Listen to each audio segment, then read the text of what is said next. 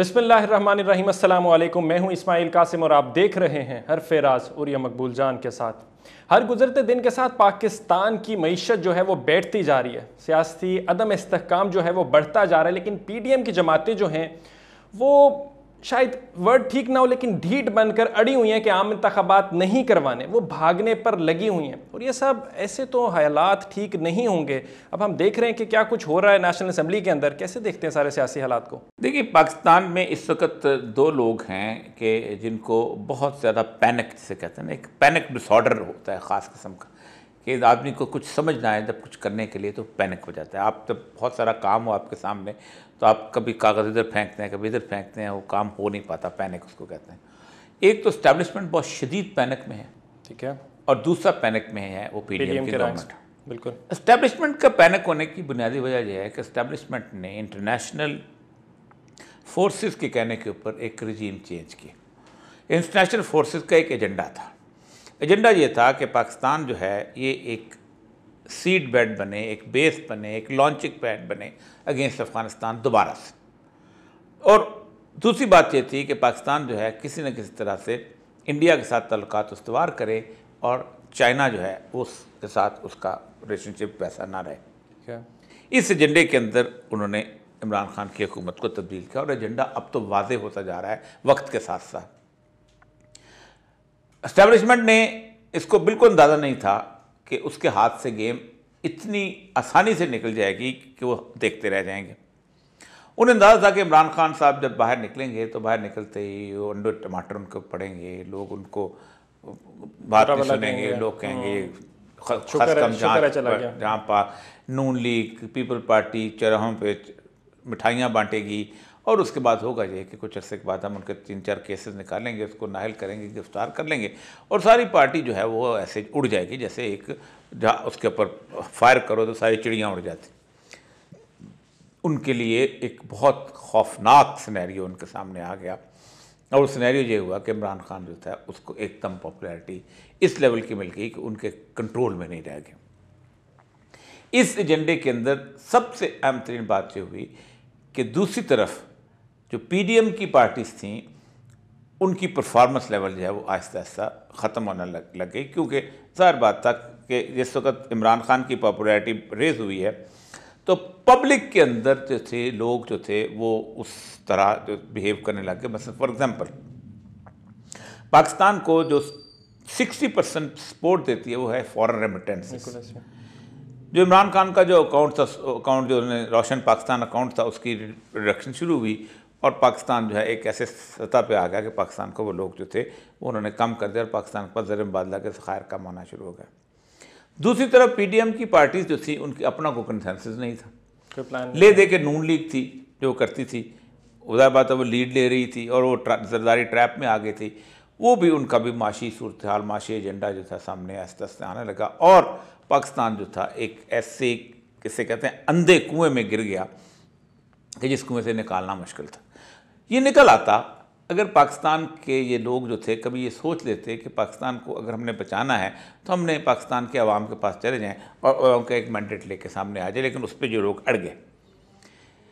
इमरान खान के बारे में अमूमन ये समझा जाता था कि उसको सियासत नहीं आती, जहालत है और ये है और वो है फलां। लेकिन वक्त के साथ साथ हुआ ये कि ज़ाहिर बात है एक डिवाइन भी होती है, लोगों को तो गाइडेंस मिल जाती है। अल्लाह ताला भी चाहता होता है कि चीज़ें अगर किसी मुल्क को निकालना है किसी तरीके से तो उसको इस तरफ लेके। इमरान खान की पूरी सियासत में इस 8 महीने के अंदर पाकिस्तान की जो पूरी 75 साल की सियासत है उसको समोया जा सकता है।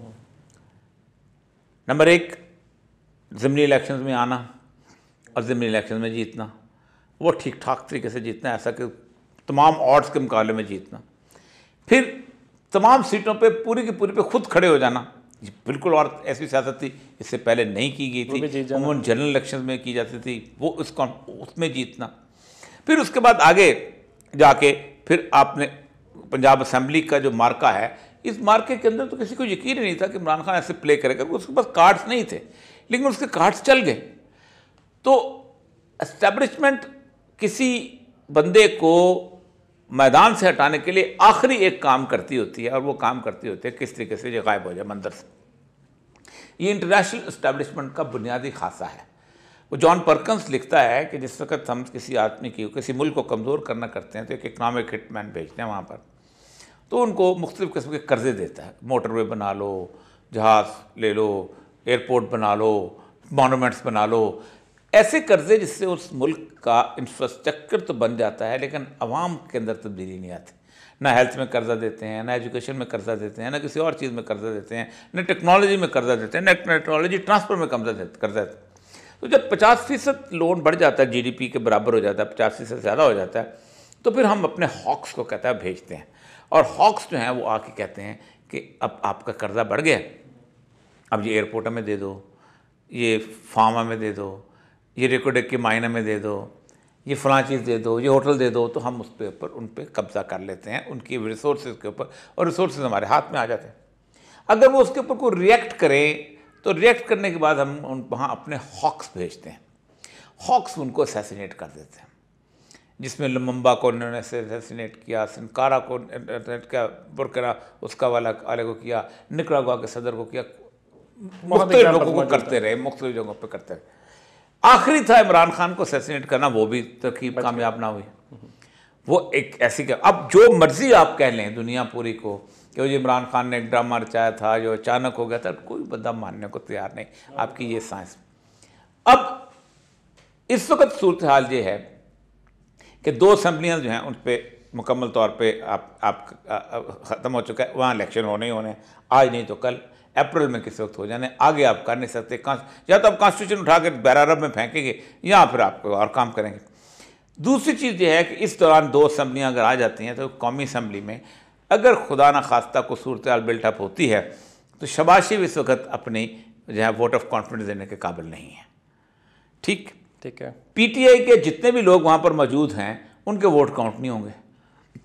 सुप्रीम कोर्ट फैसला दे चुकी है, डिफेक्ट किया हुआ, नहीं काउंट हो सकता। हर राजा रियाज हो का कोई हो, पार्लियामेंट लीडर तब तक मौजूद है, वो जिसको चाहेंगे बदल देंगे, पार्लियामेंट लीडर लगा देंगे। इसीलिए वो फिर धड़ाधड़ इस्तीफे कबूल कर रहे हैं कि ये जाएँ, ताकि एमक्यूएम को मनाना चाहते हैं, एमक्यूएम नहीं मानती थी, फिर दोबारा मनाया तो फिर पीछे निकल जाती है। जैसे कहते हैं ना, वो साबुन पकड़ते हैं ना हाथ में, थोड़ा सा सख्त पकड़ो साबुन बाहर, सुबह से ढीला पकड़ो साबुन बाहर। एमक्यूएम की हालत बिल्कुल साबुन के 12 सोप वाली हाल हो गया, गीले साबुन का हाल। बलूचिस्तान की पार्टियाँ, उनका बड़ा मसला बना हुआ है। तो इस वक्त वो अपने तौर पर नजर हैं उनके इस्टेब्लिशमेंट ने इस वक्त कर दिया, हाथ उठा दिया। वो कहती है इनको लड़ने दो, फिर हम देखेंगे। खुद उनकी ख्वाहिश है कि कोई ऐसा तरीका निकले कि इमरान खान जो है वो किसी न किसी तरीके से आउट हो जाए। वो उनसे आउट हो नहीं पा रहा। इमरान खान को नाअहल करार देने का नुस्खा आप खुद सोच, एक तो ना, हमने इस्टेब्लिशमेंट को बहुत बड़ी चीज़ बना दिया हुआ है, हमने उनके साथ काम किया। मैं आपको छोटी सी 2-3 मिसालें आपको देता हूँ, आप खुद पता चलेगा वो इतनी बड़ी बात नहीं है। बेनज़ीर जब आई थी, जब ज़िया का बादशाह हो गया, तो बेनज़ीर को चाहते थे कि इसको हम ना लेके आएँ, लेकिन हुआ क्या, ये इन्होंने IGI बनाई, सारी पार्टियों को नवाज शरीफ के साथ इकट्ठा किया। बेनज़ीर 81 वोट लेगी, वो 60-62 वोट लेके आ गया। इनको मिन्नते तरले करके कि चलो जी ये मान लो, वो कर लो, उनको इक़्तिदार देना पड़ा। इन्होंने फिर 1.5 साल बाद उसको उतार दिया। फिर इन्होंने अब करते रहे, खेम खेलते रहे, इधर से उधर, इधर से उधर। मुशर्रफ के दौर में खुल के फिर सामने आ गए। मुशर्रफ आ गया, मुशर्रफ ताकतवर था। पूरे मुल्क में कम से कम 200-250 MNA MPs की फाइलें बनी, उनको नैब के अंदर लाया गया, नैब के अंदर रगेदा गया, फिर उनको काफ लीग में शामिल कराया गया। फिर भी आप जो है वो सिंपल मेजॉरिटी लेके नहीं आए। 12 सीटें आप पैट्रियट से लेके आए, 1 आज़म तारक की साहबा की सीट ले आके, तब 1 वोट से आप ज़फ़र जमाली। अभी भी यही सूरत हाल है कि बावजूद कोशिश के वो ना इमरान खान को 7 सीटों से हरा सके, ना वो 17 सीटों से उनको शिकस्त दिलवा सके। अब उनको समझ नहीं आती कि वो करें क्या। ठीक, खुल के सामने आते हैं तो पब्लिक उनके मुखालिफ हो जाती है, नहीं आते हैं तब भी पब्लिक मुखालिफ हो जाती है। पाकिस्तान एक ऐसी अंधी गली में है जिसमें से उसको सिर्फ एक फेयर, फ्री, ऑब्जेक्टिव इलेक्शन निकाल सकता है, कोई और रास्ता ही नहीं है। भले इसमें इमरान खान हारता है और भले इसमें इमरान खान जीतता है, लेकिन इमरान खान हारे या इमरान खान जीते, अगर इंडिपेंडेंट इलेक्शन और फेयर हुए और लोगों को नज़र आए तो ये पाकिस्तान की जीत होगी। बहुत शुक्रिया। और ये साहब ठीक है, as simple as that, free and fair election, आम इंतखाबात, इंतखाबात करवाओ, मुल्क बचाओ। शायद सुनने में लगता है कि पाकिस्तान तहरीक इंसाफ की कोई रैली है, लेकिन नॉट एट ऑल, ये रियलिटी है। इसके बगैर कुछ हो नहीं सकता। आम इंतखाबात नहीं होंगे तो ये सियासी अदम इस्तेहकाम जो है बढ़ता जाएगा, आवाम में जो एजिटेशन है, फ्रस्ट्रेशन है, वो बढ़ती जाएगी और वो आज नहीं तो कल फिर बाहर आ जाएंगे, फिर उनको रोकना जो है वो मुश्किल हो जाएगा। इस्माइल कासिम को इजाज़त दीजिए, अपना बहुत सारा ख्याल रखिए। अल्लाह हाफ़िज़।